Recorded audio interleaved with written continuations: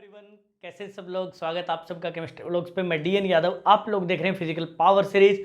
तो बंदा फिर हाजिर है आप सब लोगों के सामने एक शानदार ज़बरदस्त वीडियो लेके। इस क्लास में मैं आप लोगों को सिखाने वाला हूँ कुछ स्पेशल स्ट्रक्चर्स। लोग नॉर्मल स्ट्रक्चर्स आप लोगों ने पढ़े होंगे, जैसे rock salt structure, caesium chloride, A2B, AB2, fluoride, anti fluoride. लेकिन यहाँ मैं बहुत ही स्पेशल स्ट्रक्चर्स लेके आया हूँ, like perovskite, spinel, inverse spinel, corundum, diamond. ये सब स्ट्रक्चर्स आप लोगों को पढ़ाने वाला हूँ। तो प्यारे बच्चों, फटाफट से शुरू करते हैं इस प्यारे से लेक्चर को, बिना फालतू की बातें करें। सबसे पहले सबसे महंगी चीज़ को उठा के लाएंगे, और सबसे महंगा है डायमंड। तो प्यारे बच्चों, गिफ्ट कर रहा हूँ आप लोगों को डायमंड।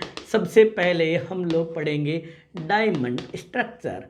अब डायमंड आप लोग 8th क्लास से पढ़ते आ रहे हो, लेकिन आप लोगों ने क्रिस्टल लैटिस पे नहीं सोचा होगा कि डायमंड का लैटिस कैसा होता होगा।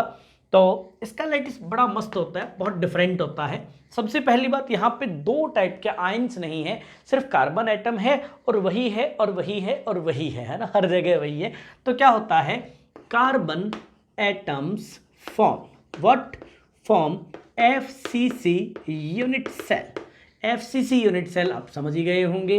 इसके अलावा and present at half of TV.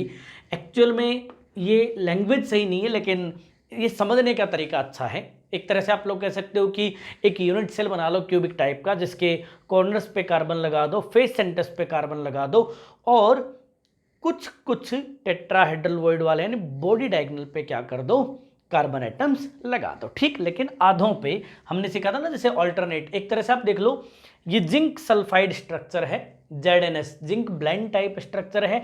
इसमें जिंक भी कार्बन है, सल्फाइड भी कार्बन है। तो हाफ ऑफ टीवी में आप लोग जिंक भर रहे थे, ये भी कार्बन है। FCC यूनिट सेल बना रहा था कौन, सल्फाइड, ये भी कार्बन है। तो दोनों ही कार्बन है। ठीक, चलो ये बात हमें समझ में आ गई है। तो यदि बात समझ में आ गई है तो इसे थोड़ा सा इमेजिन भी कर लेते हैं, ताकि आप लोग और भी चीज़ें कैलकुलेट कर पाओ, क्योंकि यहाँ पे जो क्वेश्चन बनता है ना, वो एकदम डिफरेंट है। तो उस क्वेश्चन पे पहुँचने के लिए आप लोगों को थोड़ा सा समझना पड़ेगा चीज़ों को। सबसे पहली बात, आप लोग देख पा रहे होंगे मैंने क्यूब बना दिया है। फटाफट से क्यूब बना दीजिए। क्यूब के सभी कॉर्नर्स पे आप लोग कार्बन एटम रख दीजिए। ठीक है, रख दिया जी। अब इसके अलावा आप लोग फेस सेंटर्स पे भी क्या कर दीजिए, पार्टिकल्स रख दीजिए। पार्टिकल वही है, कार्बन ही है, तो एक ही पार्टिकल को हर जगह रख देना है। इसके अलावा सेम पार्टिकल को, ध्यान से देखना, सेम पार्टिकल को, ये भी सेम पार्टिकल है, इसे यहाँ रखिएगा, लेकिन जब यहाँ रख दिया है तो यहाँ मत रखिएगा। ऐसे ही आप यहाँ से इस पार्टिकल को यहाँ रखिए, लेकिन जस्ट अपोजिट पार्ट में मत रखिए। ऐसे ही आप लोग यहाँ से चलिए, यहाँ पार्टिकल रखिए, लेकिन अपोजिट साइड में मत रखिए। ऐसे ही आप लोग यहाँ से चलिए, यहाँ चलिए, और इधर पार्टिकल रख दिया है, तो अब इधर पार्टिकल रख दीजिए। ठीक है, हमने बना तो दिया, डायग्राम तो बना दिया है ना। अब देखते हैं सीखना क्या है। सीखना ये है कि कार्बन कार्बन के बीच में डिस्टेंस कितनी है, इफेक्टिव नंबर ऑफ पार्टिकल कितना है, एंड पैकिंग एफिशिएंसी कितनी है, क्योंकि एकदम से अलग स्ट्रक्चर आ गया है ये, यहाँ कार्बन ही कार्बन है। तो सबसे पहली बात जो है, आप लोग ये मानिए, देखिए ये कहाँ पे प्रेजेंट है, आप लोग जानते हैं ये पूरी बॉडी डायगोनल है। यदि इस डिस्टेंस को आप A ले लें, इस डिस्टेंस को क्या ले लें, A ले लें, तो हम जानते हैं बॉडी डायगोनल कितना होती है, √3a। तो √3a डिस्टेंस होता है बॉडी डायगोनल का। हम लोग जानते हैं बॉडी डायगोनल के सिर्फ 1/4 पार्ट पे ये पार्टिकल है। इसका मतलब 1/4 पार्ट इसका ले लीजिए। अब इस पॉइंट से लेकर इस पॉइंट तक दोनों कार्बन एक दूसरे को टच करते हैं। मैं यहाँ पे लिख रहा हूँ टच टू ईच अदर। ये एक दूसरे को क्या करते हैं प्यारे बच्चों, एक दूसरे को टच करते हैं। कहाँ टच करते हैं, ये कॉर्नर वाला पार्टिकल इस पार्टिकल को टच करता है, ये एक दूसरे को यहाँ पे टच नहीं करते। तो A2R के इक्वल नहीं है, लेकिन ये डिस्टेंस किसके इक्वल है, इसका रेडियस, मतलब this distance is just equal to 2R। इतना हमें समझ में आ गया। ठीक है, तो A एंड R रिलेशन क्या आया यहाँ से, A एंड R रिलेशन आ गया प्यारे बच्चों, आप लोग देख लीजिए, √3a divided by 8 is just equals to R. Okay, एक रिलेशन आ गया। दूसरी बात, जेड वैल्यू कितनी है, तो जेड ऑफ कार्बन मतलब effective number of carbon atoms per unit cell. तो देखिए यहाँ पे कैलकुलेट कर लीजिए, 1/8 multiplied by 8 due to corner plus 1/2 multiplied by 6 due to face centres and plus 4 multiplied by 1, क्योंकि ये जो चार हैं ऑल्टरनेट वाले ये सब बॉडी के अंदर है। यदि सबको कैलकुलेट करोगे तो प्यारे बच्चों ये नंबर मिलेगा आप लोगों को कितना, 8। इसका मतलब ये डिफरेंट है, यहाँ 8 कार्बन एटम्स होते हैं पर यूनिट सेल। अब पैकिंग एफिशिएंसी निकाल लीजिए, आप लोग भी क्या याद रखोगे, सब सारे काम हम ये करते आए हर एक यूनिट सेल के लिए, क्योंकि ये थोड़ा सा डिफरेंट था तो सारी चीज़ें फिर से कैलकुलेट कर रहे हैं। पैकिंग एफिशिएंसी बोल दीजिए, पैकिंग फ्रैक्शन बोल दीजिए। तो पैकिंग फ्रैक्शन होता है जेड मल्टीप्लाइड बाई कितना, 4/3 पाई आर क्यूब, मतलब volume of sphere multiplied by total sphere, मतलब volume occupied by all particles, तो pi r cube divided by a cube, a की जगह रख दीजिए ए की जगह रख दीजिए आप लोग 8r divided by √3 whole cube. इसे मल्टीप्लाई कर दीजिए, यदि आप परसेंटेज लेना चाहते हो इसका आंसर आएगा 0.34। मतलब कार्बन में सिर्फ और सिर्फ 34% ऑक्यूपाइड पार्ट होता है। हम तो कहते थे यार कि जिनका ऑक्यूपाइड पार्ट बहुत बड़ा होता है वो बहुत स्टेबल होते हैं, ये क्या, ये तो 34% हमारा NaCl, सीजियम क्लोराइड, इन सब की पैकिंग एफिशिएंसी से बहुत ज़्यादा होती है। सीजियम क्लोराइड NaCl में 74% मत रख देना, क्योंकि वहाँ पे वॉइड्स भी ऑक्यूपाइड होते हैं। यदि प्योर सीसी पे स्ट्रक्चर है, वॉइड्स में कोई नहीं भरा गया है, तब 74% ऑक्यूपेशन होता है। जब वॉइड भी भर दिए जाते हैं तो 90% क्रॉस कर जाता है। तो ये तो बहुत पुअर हुआ ना, यहाँ तो कोई वॉइड में दूसरा आएगा ही नहीं। फिर ये क्यों इतना स्टेबल है, इसका रीज़न है कि उन सभी कंपाउंड्स में आयोनिक बॉन्ड बन रहे थे प्यारे बच्चों, और इसमें बन रहे हैं प्योर कोवैलेंट बॉन्ड। यहाँ पे कोऑर्डिनेशन नंबर ऑफ कार्बन 4 होता है। आप लोग जानते हो जिंक सल्फाइड स्ट्रक्चर में आप लोगों ने पढ़ा था, जिंक एंड सल्फाइड दोनों का कोऑर्डिनेशन नंबर 4 होता है। ऑब्वियसली इसका भी 4 कोऑर्डिनेशन नंबर है, इसका भी 4 कोऑर्डिनेशन नंबर है। हर एक कार्बन एटम का यहाँ पे 4 कोऑर्डिनेशन नंबर है, क्योंकि यहाँ पे जिंक भी यही है, सल्फाइड भी यही है। कोऑर्डिनेशन नंबर 4 है। सोचिए एक कार्बन सिर्फ 4 कोवैलेंट बॉन्ड बनाता है, तब भी ये NaCl या सीजियम क्लोराइड इन सबसे बहुत बहुत ज़्यादा रिजिड है, या आप कह सकते हो ये बहुत ज़्यादा हाई मेल्टिंग बॉइलिंग पॉइंट वाला है। सिंपल सा रीजन है, यदि आप 1:1 कंपेयर करोगे, मेरी सेंटेंस को ध्यान देना, यदि आप 1:1 कंपेयर करोगे 1 ionic bond and 1 covalent bond, then 1 covalent bond is much stronger than 1 ionic bond. ठीक, हम जनरली करते क्या हैं, HH बॉन्ड की एंथैल्पी निकाल लेते हैं 434 किलोजूल पर मोल, फिर उसके हम NaCl की लैटिस एंथैल्पी से कंपेयर करते हैं। अब सोचिए हमने किया क्या, HH बॉन्ड सिंगल बॉन्ड की एंथैल्पी को हम कंपेयर कर रहे हैं NaCl की लैटिस एंथैल्पी से, जहां पे हर sodium and chloride 6 ionic bond बनाते हैं। मतलब सीधा सा फेक कंपैरिजन है, एक बॉन्ड को हम 6 बॉन्ड से कंपेयर करते हैं। इसीलिए आप लोगों को जनरली पढ़ाया जाता है ionic bonds are more stable than covalent, है ना। रियली कोवैलेंट बहुत स्टेबल होते हैं। एक बहुत ही प्यारा कॉन्सेप्ट आप लोगों का क्लियर हो गया होगा, तो बजाइए ताली, मतलब लाइक मार दीजिए फटाफट से। अब आप लोग लाइक में कंजूसी न करें, इससे जो है बहुत दुख होता है भैया, है ना। देखो आप लोगों को डायमंड स्ट्रक्चर कितना अच्छे से समझ में आया होगा, ये तो आप जानते हो, ये आपका खुदा जानता है, लेकिन अगले स्ट्रक्चर जो हैं वो कतई आप लोगों को बढ़िया से समझ में आएंगे। तो अगला स्ट्रक्चर जो है वो हम ले लेते हैं। अगला स्ट्रक्चर है स्पाइनल स्ट्रक्चर। ये नाम तो आप लोगों ने सुना ही होगा, स्पाइनल स्ट्रक्चर। ये स्पाइनल स्ट्रक्चर क्या होते हैं, इनमें मोर देन 1 कैटाइन होते हैं। तो इसमें क्या होता है, एक होता है A2 कैटाइन, एक होता है B3 कैटाइन, और एक होता है ऑक्साइड आयन। मतलब ये 3 तरह के कॉन्स्टिट्यूएंट आयन से मिलकर बने होते हैं। मतलब कैटाइन, अभी तक आपने सीजियम क्लोराइड में या जिंक सल्फाइड में एक एक कैटाइन एक एक एनायन पढ़ा था, यहाँ एक डाइवेलेंट कैटाइन होता है, एक ट्राइवेलेंट कैटाइन होता है। सबसे पहली बात देखिए, सबसे पहले oxide ion form CCP lattice. Oxide ion क्या बनाते हैं, CCP मतलब FCC यूनिट सेल बनाते हैं। जो आपका डाइवेलेंट कैटाइन है divalent cation occupy 1/8 part of tetrahedral voids. ये टेट्राहेड्रल वॉइड्स का 1/8 पार्ट ऑक्यूपाई करता है।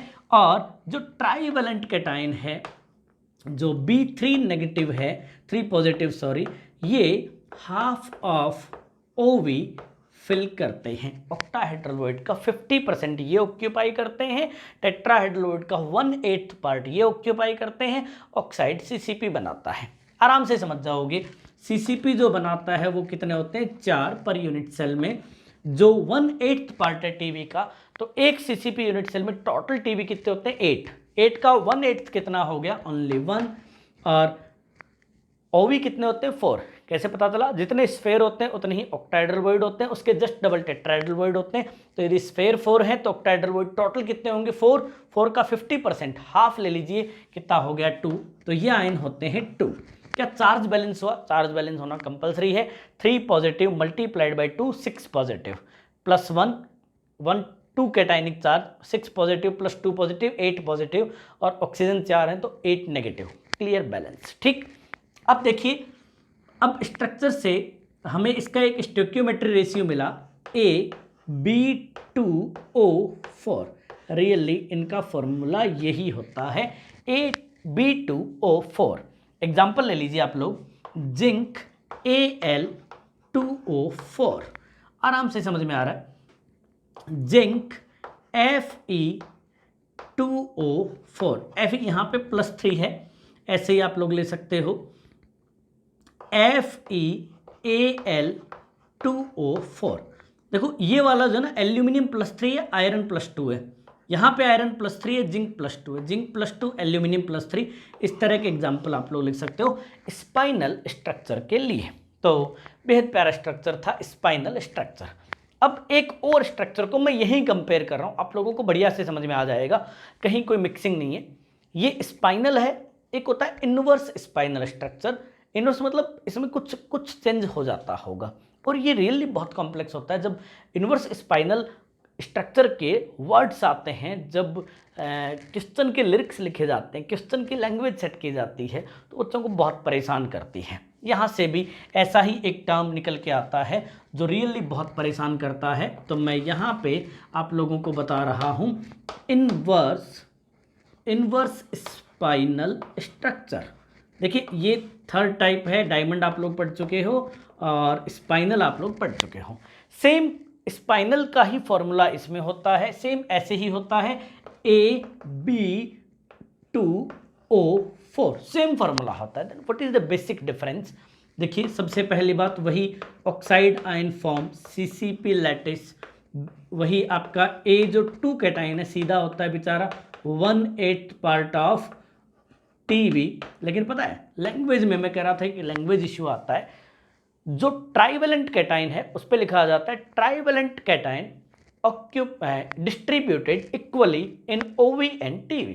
पता है क्या, ऐसे लिखा जाता है एग्जाम में कि trivalent cation distributed in TV and OV equally. कहीं नहीं बताया कितने, भैया वो कितने हैं। हमने कहा कि ठीक है TV में आधे हैं और आधे OV में हैं, लेकिन टोटल कितने ये तो बता दो कोई। तो ये कोई बताता नहीं है। इनवर्स स्पाइनल में हम जानते हैं ट्राइवेलेंट कैटाइन 2 ही होंगे, फॉर्मूला वही AB2O4 है, फॉर्मूला वही है। तो इसका मतलब है कि वो सेम वही आपके 2 हैं B3 पॉजिटिव, एक कहाँ जाएगा TV में, एक कहाँ जाएगा OV में। तो TV का कितना 1/8, OV का कितना 1/4 है ना।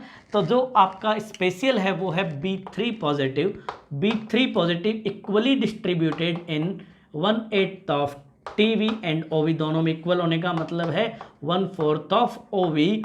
तो OV के 1/4 पोर्शन में और TV के 1/8 पोर्शन में ये भरा जाता है।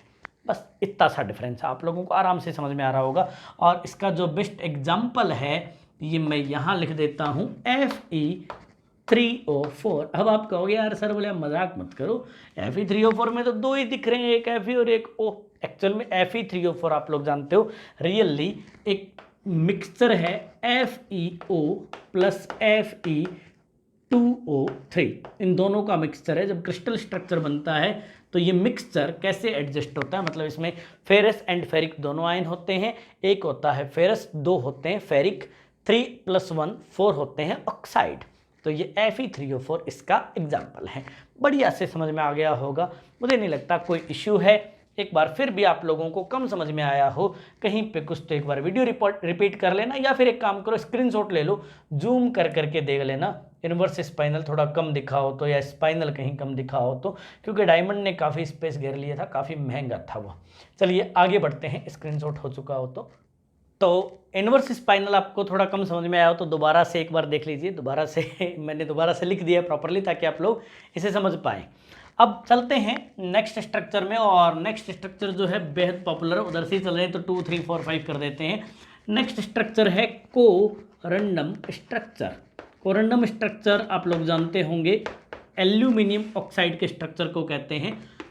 तो यहाँ पे ऑक्साइड आयंस क्या करते हैं, oxide ions form HCP lattice, ये HCP लैटिस बनाते हैं। सेकंड, जो एल्यूमिनियम या A3 कैटाइन है, A3 कैटाइन मतलब एक कैटाइन जिस पे 3 पॉजिटिव चार्ज है, ऐसे ही कैटाइन होते हैं इसमें, ऑक्यूपाई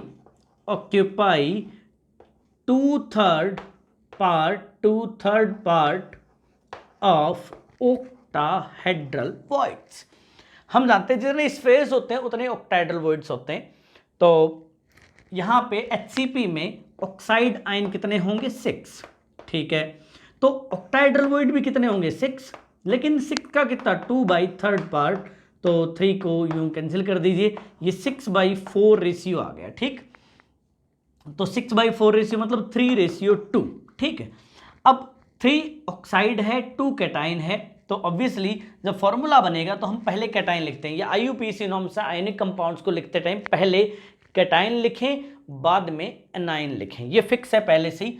तो जब भी आप लिखेंगे तो आप लिखेंगे A2O3 टाइप, ये हमेशा ही A2O3 टाइप होते हैं। आप इसके एग्जाम्पल्स लिख सकते हो, Al2O3, Fe2O3, Cr2O3, इस तरह के एग्जाम्पल्स आप लोग कोरंडम स्ट्रक्चर में लिख सकते हो।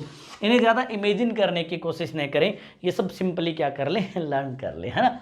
जो अंतिम स्ट्रक्चर है ये है परवोस्काइट टाइप स्ट्रक्चर। परवोस्काइट स्ट्रक्चर जो है ये होता है BaTiO3 का, बहुत स्पेशल स्ट्रक्चर है, बहुत ही अलग है। यहाँ एक बेरियम +2 है, एक टाइटेनियम +3 है, और टाइटेनियम +4 और 3 ऑक्साइड आयन है। तो 6 पॉजिटिव चार्ज है, 2 + 4 6 नेगेटिव 6 पॉजिटिव, है ना। कैसे हुआ, ये 2 पॉजिटिव, ये 4 पॉजिटिव, और ये 2 × 3 6 नेगेटिव। कैसे बनता है ये, तो सबसे पहले बेरियम आयंस, है ना। बेरियम आयंस कहाँ होते हैं, एट ऑल कॉर्नर्स। अब हम जानते हैं जब कॉर्नर्स पे होंगे तो 1/8 × 8 = 1, ठीक है। ऐसे ही टाइटेनियम 4 पॉजिटिव प्रेजेंट कहाँ होता है, at the body centre, at the body centre. Body centre पे भी हम लोग जानते हैं एक ही होता है। और पता है oxide ions present at all face centres, बहुत ही डिफरेंट है, ऑल फेस सेंटर्स। ऐसा कोई स्ट्रक्चर आप लोगों ने आज तक नहीं पढ़ा होगा। फेस सेंटर होते हैं 6, तो ये हो गए टोटल 3, तो इससे फॉर्मूला बनता है BaTiO3। तो ये थे कुछ स्पेशल स्ट्रक्चर्स जिसमें आप लोगों ने diamond, corundum, perovskite, spinel and inverse spinel पढ़ा। ये बेहद शानदार था, अमेजिंग था, सरल था। इसका स्क्रीनशॉट लेने का मौका भी मिलेगा प्यारे बच्चों। तो आप लोग जानते हो केमिस्ट्री ब्लॉग्स पे इसके अलावा ऑर्गेनिक एंड इनऑर्गेनिक सीरीज भी चल रही है, टिप्स एंड ट्रिक सीरीज भी चल रही है। और स्क्रीनशॉट हो गया हो तो मैं आगे की बातें बता देता हूँ। अपने चैनल पे जल्द ही बहुत सारी क्वेश्चन सीरीज भी आने वाली है, NEET, JEE Main, JEE Advanced के लिए अलग अलग। PYQ के अलावा भी मैं आप लोगों को बेहद शानदार वाले न्यूमेरिकल्स एंड कंसेप्चुअल क्वेश्चंस कराऊंगा। मतलब एक बार आप लोगों ने केमिस्ट्री ब्लॉग्स ज्वाइन कर लिया तो इसके बाद आप लोगों को ताउम्र कहीं यूट्यूब या गूगल सर्च नहीं करना पड़ेगा, ये मेरा प्रॉमिस है। आप लोग देख रहे होंगे सॉलिड स्टेट में अभी तक आप लोगों ने जो पढ़ा कहीं कुछ मिस नहीं है, कहीं कुछ गायब नहीं किया गया, हटाया नहीं गया और हटाया भी नहीं जाएगा। तो ऐसे यूपीसी नॉमेनक्लेचर प्रिडिक्टेबल ये टॉपिक्स हो चुके हैं। ऐसे कुछ टिप्स एंड ट्रिक्स भी आप लोगों को मैंने इक्विवेलेंट कॉन्सेप्ट वगैरह की बताई है, क्यूब रूट कैसे निकालते हैं, स्क्वायर रूट कैसे निकालते हैं, एन फैक्टर कैसे फाइंड आउट करते हैं। तो ये बेहद अमेजिंग जगह है। तो यदि आप लोग अभी भी वीडियो को देख रहे हैं, आप लोगों को मज़ेदार लगा तो आप लोग इसे सब्सक्राइब कर लीजिएगा एंड वीडियो लाइक करना मत भूलना, क्योंकि वही मेरे को सबसे ज़्यादा खुशी देता है। और आप लोग कमेंट सेक्शन में अपने डाउट्स भी पूछ सकते हैं और कमेंट सेक्शन में अपना प्यार भी, सपोर्ट भी दे सकते हैं। तो मिलते हैं अगली क्लास में। जय हिंद, जय भारत।